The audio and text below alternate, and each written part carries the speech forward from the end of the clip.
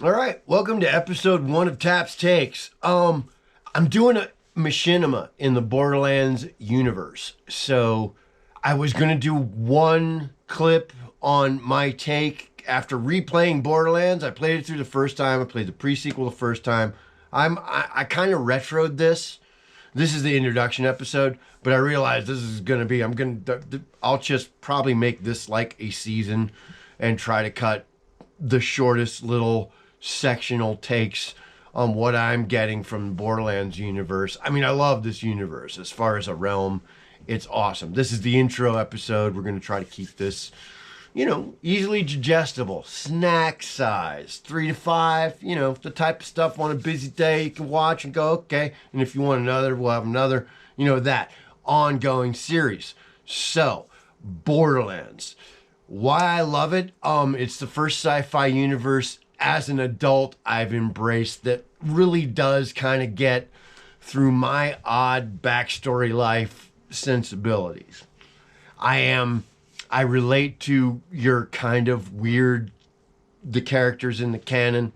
It reminds me of the Firefly universe. You get the impression that you're on the tail end of the civilized universe. You're out on the fringes, the borderlands, yeah. But like they mean that like by planets, you're way out there, galactic central point, where all the fucking like Coruscant style cities is gone, or is far away. But like this was the I love first person shooters, but I have a problem with real world ones because I've been shot at. My backstory, I was a veteran of first Gulf War. So I've worked as a soldier. And yeah, there's once you've been, the audio's too good. It puts me in a bad state of mind, not a fun state of mind. And I've always liked first person shooters even before I went to war because, Doom and Castle Wolfenstein came out on PC before I had been deployed. So yeah, I like the sci-fi elements. Something about the writing in this story, this world, what they set up, it truly it latched on to me. I like that idea.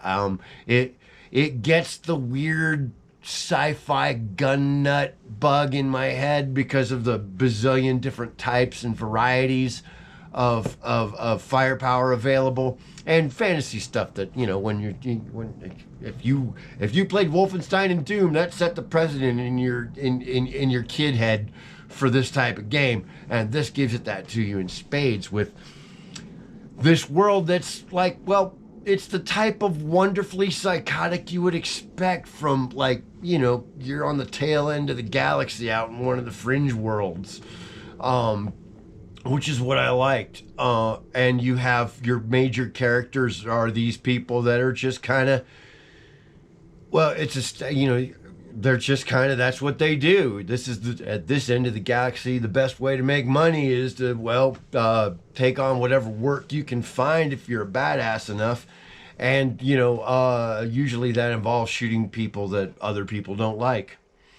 But like, yeah, in this whole mythos of the vault, what a vault is, the legend, it starts out, it sets up the way Marcus tells you the stories in the second one, which is where I started. I started in game 2 and then played the pre-sequel and then bought game 1. Yeah, I didn't even buy them in a humble bundle. I bought them all individually because like my first dip into the pool was Borderlands 2 and I liked it so much. I wanted to know everything else about the world, which means doing the backstory.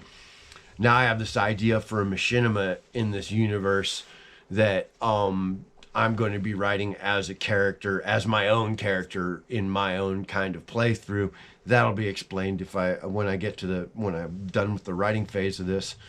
But I've been digesting the universe and why I like it so much. So this is going to be an ongoing series on why the Borderlands universe is my new sci-fi jam. And if they don't screw it up with microtransactions in 3, in the official 3, Borderlands 3, I'll probably be a fan for life because I like the direction it's taken.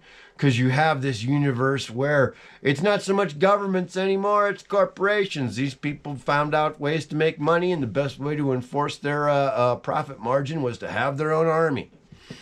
The people that made the best guns made the most profit. That's why you see things where you have a doll army, or I don't know if Jacobs has an army. That'd be an interesting army to see. What kind of uniform does that look like?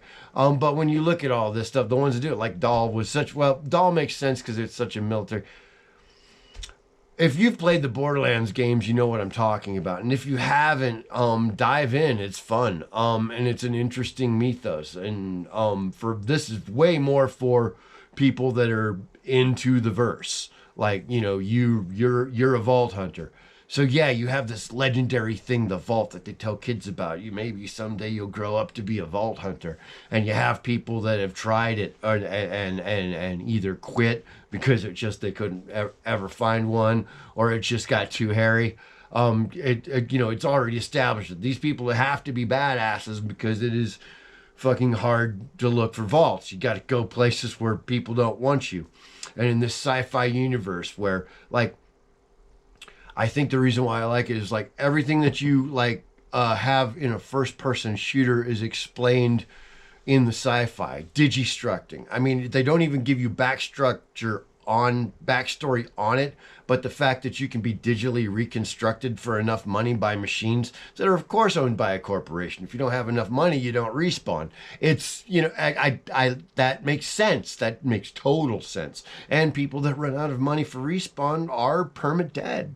And if no one can pick up your Digistruct file, then you're never going to be reconstructed. And yeah, permadeath. That's why permadeath still exists in a place where you can be reconstructed digitally after. It totally, I don't know. In my brain, it clicked. It made sense. That's why you have people that are permadead. They didn't have any money to be respawned. They couldn't pay Hyperion. I mean, in the canon, in the undisclosed canon, Hyperion makes the respawn machines. So. At least on Pandora, the one world you kind of have the most experience with in this, in so far in this video game mythos is Pandora and its moon Elpis. I like that. Just because it gives you, and this is all just me extrapolating what I would view, you know, just walking around in this very well written with great characters. So I really like it.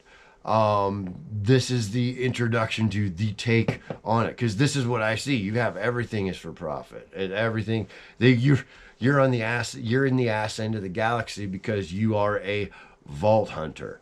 You're looking for this mythical thing that's supposed to have supposed to make you rich and famous. That's all it is. You know, with theory, you have all you have is the legend. All you have is people that are talking about it, and hundreds and hundreds of years of people talking about vaults. Ain't none of that information real. And that's, you know, you're supposed treasure. It's the classic treasure story, and how it plays out. And I'm gonna get into some details about the first game, and this is what I don't like. So yeah, the introduction. Why am I doing this? Because like this has been my sci-fi jam forever. So saying this into a camera and making a short bit of spoken word clips is the best way for me to do this, because I don't have backstory. 48-year-old veteran of first Gulf War. So yeah, I was and I don't view it patriotically. We're not going to get into that this is about Borderlands, but like my backstory, I can kind of relate to the whole, well, it's all about the job. If you're paying enough money, I'll do the fucking work. That includes shooting people. You know, if you're on this channel, you know I'm mentally ill, so this is all just, yeah, this is a crazy person's rantings on a super cool video game.